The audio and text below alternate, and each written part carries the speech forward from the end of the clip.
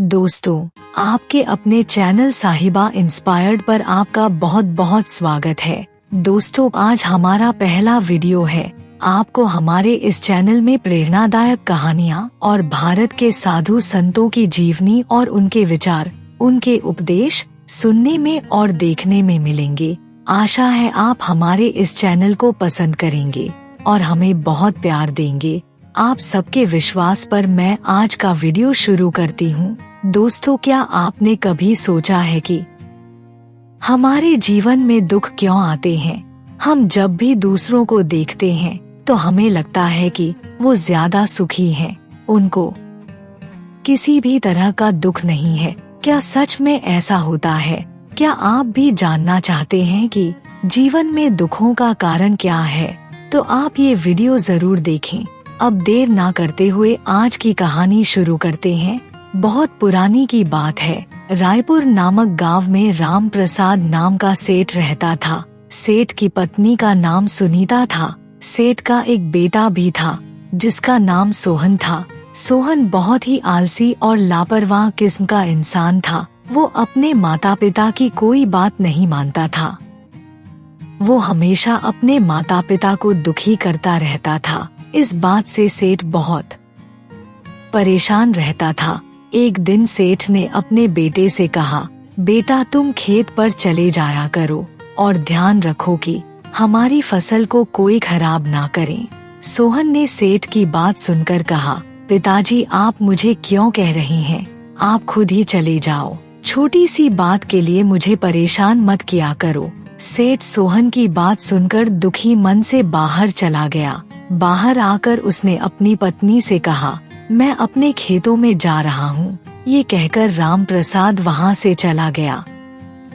शाम के समय राम प्रसाद घर वापस आता है। उसकी पत्नी ने उसे देखकर कहा, अच्छा हुआ आप समय पर आ गए। आप बैठो, मैं आपके लिए खाना लगाती हूँ। सेठ ने सुनीता से पूछा, सोहन कहाँ है? उसने खाना खाया है या नहीं? सुनीता ने कहा, हाँ उसने तो खाना खा लिया। सेठ ने सुनीता से कहा, अपने बेटे से कहो कि कोई नौकरी या व्यापार कर ले, सारा दिन घर में खाली बैठा रहता है। सुनीता ने उसकी बात सुनकर कहा, वो मेरी बात सुनता ही कहाँ है, आप ही बात करिए उससे। सेठ ने कहा, ठीक है, मैं ही बात करके देखता हूँ। कुछ देर के बाद जब सोहन घर वापस आया तो सेठ ने उससे कहा, बेटा तुम घर में खाली बैठे रहते हो, इससे अच्छा कोई नौकरी या व्यापार ही कर लो, खाली बैठे रहने से तो अच्छा है। सोहन ने अपने पिता की बात सुनकर कहा, पिताजी मुझे कोई नौकरी या व्यापार नहीं करना है, और वैसे भी हमारे पास इतना सारा धन है तो सही, आप मरने के बाद इतना धन साथ तो नहीं लेकर जाओगे। सेठ अपने बेटे की बात सुनकर बहुत दुखी हुआ। वो चुपचाप बाहर चला जाता है। ऐसे ही कुछ दिन बीत गए। एक दिन सोहन घर वापस आया। उसने अपनी माँ को आवाज लगाई, बोला, माँ जरा बाहर आना, देखो मैं आपकी बहू लेकर आया हूँ। सेठ और उसकी पत्नी बाहर आए और अपने बहू बेटे को देखकर हैरान हो गए। सेठ ने कहा, बेटा तुमने हमें बताए बिना ही शादी कर ली, कम से कम एक बार हमसे पूछ तो लेते। सोहन ने अपने पिता की बात सुनकर कहा, आप लोगों ने तो मेरी शादी करनी नहीं थी, इसलिए मैंने खुद ही कर ली, और वैसे भी ये मेरी जिंदगी है, मैं जैसे चाहे जो मर्जी करूं। सोहन की बात सुनकर उसकी माँ ने कहा, बेटा हमने तुम्हें पाल पोस इतना बड़ा किया और तुम हमसे ही पूछ रहे हो कि आप कौन हैं? सोहन ने अपनी माँ की बात सुनकर कहा, आपने इसमें कौन सा एहसान कर दिया? सारी दुनिया ही अपने बच्चों को पाल पोस कर बड़ा करती है, आपने इसमें नया क्या किया है? ये बोलकर सोहन अपनी बीवी मोहनी को लेकर कमरे में चला गया। इस तरह से कई साल बीत गए। सेठ और उसकी पत्नी अब बूढ़े हो गए थे। सोहन की पत्नी अपने सास ससुर पर बड़े जुल्म करती थी। एक दिन सुनीता ने अपनी बहू से पूछा, बेटा क्या खाना बन गया है? मुझे बहुत भूख लग रही है। मोहनी ने अपनी सास की बात सुनकर सोचा, ये बुढ़िया तो बहुत परेशान करने लगी है, पता नहीं ये कब मरेगी। वो गुस्से में बोली, अभी खाना नहीं बना, अभी थोड़ा समय लगेगा। राम प्रसाद ने मोहिनी की बात सुनकर कहा, बेटा अगर अभी नहीं बना तो कल की रोटियां बनी होगी, वही दे दो। अपने ससुर की बात सुनकर मोहिनी ने बासी रोटियां लाकर अपनी सास को दे दी और उससे कहा, ये लो खा लो इसे। सुनीता ने खाली रोटी देखकर उससे पूछा, बेटा क्या कोई सब्जी नहीं बनी अभी? अपनी सास की बात सुनकर मोहिनी ने कहा, नहीं बनी अभी, खाना है तो खाओ, नहीं तो रहने दो। ये बोलकर मोहिनी वहाँ से चली गई। सुनीता सूखी रोटी खाने लगी। सुनीता की आंखों में आंसू आ गए, लेकिन वो कुछ कर नहीं सकती थी। शाम को सोहन घर वापस आया तो राम प्रसाद ने उसे कहा, बेटा कल जब तुम काम पर जाओ तो मेरे लिए दवाई भी ले आना, मेरी तबीयत ठीक नहीं है। राम प्रसाद की बात सुनकर सोहन बोला, पिताजी अब आपकी उम्र हो गई है, दवाई खाकर कब तक जीवित रहोगे?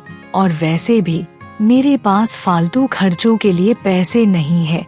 सोहन ये बोलकर अपने कमरे में चला गया। अगली सुबह सुनीता ने सोहन से कहा, बेटा आज अपने पिता के लिए दवाई जरूर ले आना, उनकी तबीयत बहुत खराब है। सोहन ने अपनी माँ की बात सुनकर कहा, मैं दवाई नहीं लाऊंगा, मेरे पास फालतू पैसे नहीं है, जब देखो तुम फालतू खर्च करती रहती हो। सोहन की बात सुनकर उसकी माँ ने कहा, बेटा पैसे तो तुम्हारे पिताजी की फसलों से ही आते हैं। सोहन ने अपनी माँ की बात सुनकर कहा, फसलों से आते हैं तो मैं क्या करूं? आप और पिताजी जो दिन भर खाते पीते हो वो सब क्या मुफ्त में आता है? इतना बोलकर सोहन अपने काम पर चला गया। तभी वहाँ पर राम प्रसाद आया और बोला, मैं भी खेतों पर जा रहा हूँ। राम प्रसाद ये बोलकर खेतों पर चला जाता है। राम प्रसाद और सुनीता अक्सर ये सोचते रहते थे कि उनके जीवन में इतने दुख क्यों हैं, इसका क्या कारण है, लेकिन उनको कुछ समझ में नहीं आता। एक दिन राम प्रसाद खेत पर जा रहा था तो उसका दोस्त रास्ते में मिला।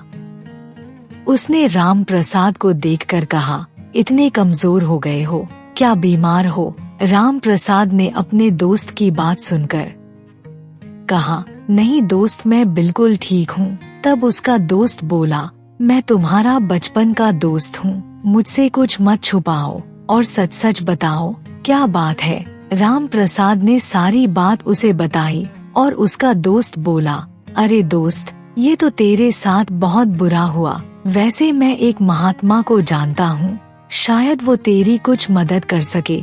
चल मेरे साथ चल, मैं तुझे वहाँ ले चलता हूँ। राम प्रसाद ने उसकी बात सुनकर कहा, नहीं दोस्त हम कल चलेंगे, कल मैं अपनी पत्नी को भी साथ ले आऊंगा।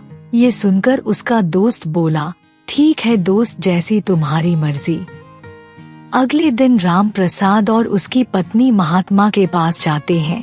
वहाँ पहुंचकर राम प्रसाद के दोस्त ने महात्मा से कहा, बाबा ये मेरा दोस्त है, इसका बेटा इन दोनों को बहुत परेशान करता है। महात्मा ने राम प्रसाद की तरफ देखा और बोला, बेटा तुम्हारा बेटा तुम्हें जितना परेशान करता है वो तो तेरे कर्मों के आगे बहुत ही कम है। अगर तुम अपने बारे में सुनोगे तो खुद से नफरत करने लगोगे। राम प्रसाद ने महात्मा की बात सुनकर कहा, बाबा आप ये क्या कह रहे हैं? मैंने तो अपने जीवन में कभी बुरा कर्म नहीं किया और अपने बेटे की परवरिश भी बहुत अच्छी तरह से की है। महात्मा ने उसकी बात सुनकर कहा, बेटा तुमने अपने पिछले जन्म में इतने बुरे कर्म किए हैं कि तेरे अच्छे कर्म भी तेरे बुरे कर्मों को नहीं मिटा पाए। राम प्रसाद ने महात्मा की बात सुनकर कहा, बाबा फिर आप ही बताओ, मैंने पिछले जन्म में ऐसे कौन से कर्म किए हैं जिसके कारण मुझे दुख भोगने पड़ रहे हैं? तब बाबा ने कहा, तुम पिछले जन्म में भी इसी जन्म की तरह साहूकार थे और तेरी कोई भी संतान नहीं थी। तू गरीबों से नफरत करता था, तू बहुत ही घमंडी और लालची किस्म का इंसान था। फिर एक दिन एक गरीब आदमी तुम्हारे पास आया और बोला, सेठ जी, मेरे बेटे की तबीयत बहुत खराब है, मुझे उसका इलाज करवाना है, इसलिए आप मुझे कुछ पैसे दे दे। वो पैसे आप मेरी पगार से काट लेना, पर अभी मुझे पैसे दे दीजिए। सेठ ने उसकी बात सुनकर कहा, मैं तुम्हें पैसे नहीं दे सकता, हो सकता है तू पैसे लेकर गांव छोड़कर चला जाए, इसलिए मैं तुम्हें पैसे नहीं दूंगा। वो आदमी तेरे सामने बहुत गिड़गिड़ाया, लेकिन तुझे उसे पर बिल्कुल भी तरस नहीं आया। तुमने उसे बहुत बुरा भला कहा। वो गरीब आदमी दुखी होकर वहाँ से चला गया।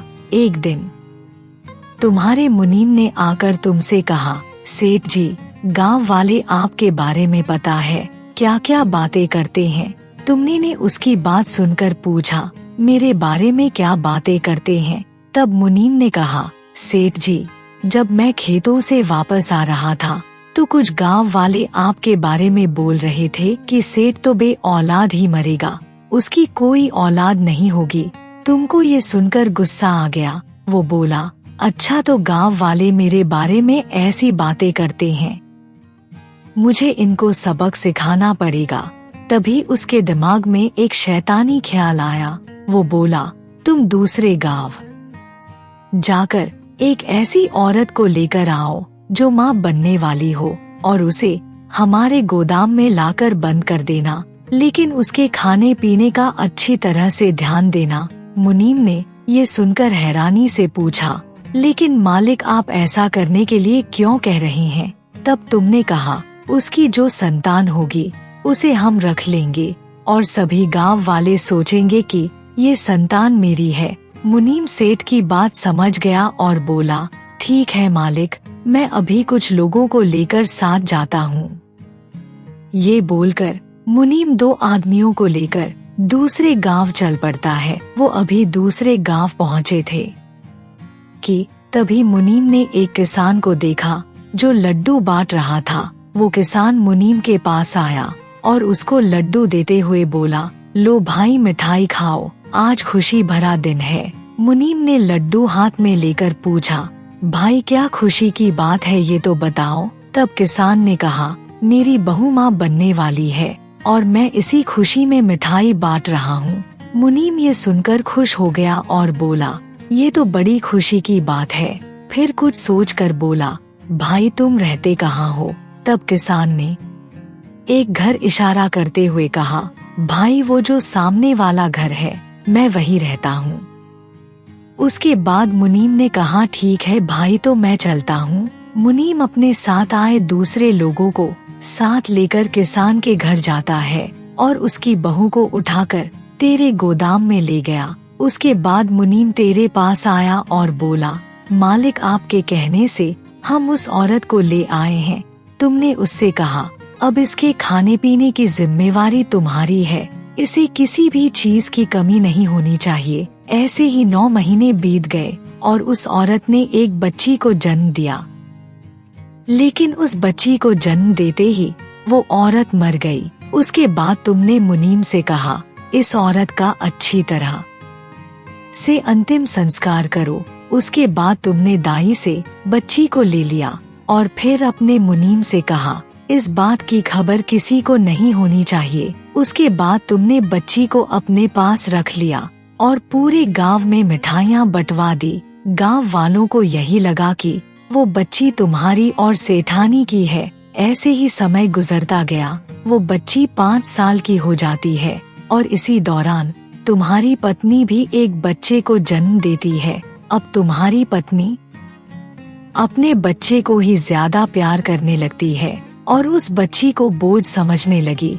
फिर एक दिन जब तुम घर आए तो बच्ची प्यार से तुम्हारे पास आई और बोली, पिताजी आप आ गए। तुमने बच्ची को देखा तो कहा, दूर हटो यहाँ से, और बोले, दूर से ही बात किया करो। फिर तुमने अपनी पत्नी को आवाज लगाई और कहा, मैंने तुम्हें कितनी बार कहा है कि इस बच्ची को मुझसे दूर रखा करो।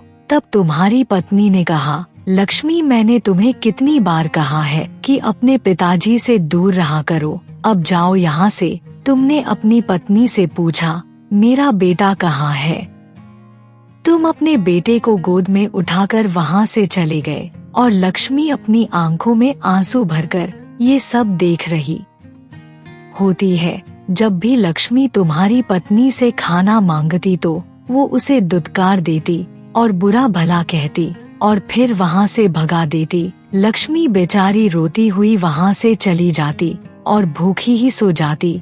तुमने एक दिन अपनी पत्नी से कहा, अब इस लड़की का कुछ करना होगा, अब ये मेरी आंखों में चुभने लगी है। वैसे भी पराया खून हम क्यों पाले, कल को ये बड़ी होगी, फिर इसकी शादी भी करनी पड़ेगी, उसमें बहुत सारे पैसे भी खर्च होंगे।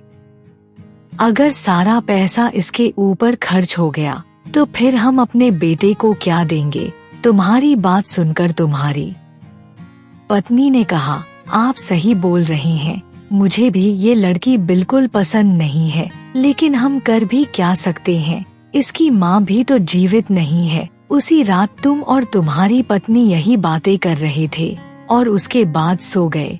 फिर अगले दिन तुमने बड़े प्यार से लक्ष्मी से कहा, बेटा आपकी नींद पूरी हो गई ना।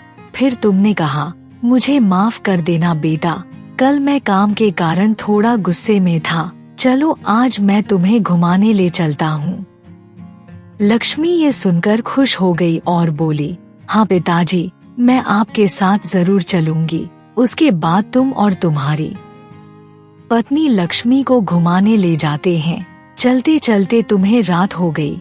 तब एक जगह रुककर तुमने लक्ष्मी से कहा, बेटा रात हो गई है, अब हम घर वापस नहीं जा सकते, चलो आज रात सामने एक झोपड़ी है, उसमें रुक जाते हैं। लक्ष्मी तुम दोनों के साथ झोपड़ी में चली गई। अगले दिन जब लक्ष्मी की नींद खुली तो उसने देखा कि उस झोपड़ी में उसके अलावा कोई नहीं है। वो अपने पिताजी को आवाज लगाती है, लेकिन उसे वो कहीं नजर नहीं आते। लक्ष्मी तुम्हें काफी ढूंढती है, लेकिन तुम लोग कहीं नहीं मिलते। तब वो जोर जोर से रोने लगती है। ऐसे ही 5 दिन बीत गए और लक्ष्मी भूखी प्यासी तुम लोगों का इंतजार करती है। खाना न मिलने के कारण लक्ष्मी की हालत खराब हो जाती है और वो मरते मरते बोलती है, माँ पिताजी आप कब आओगे।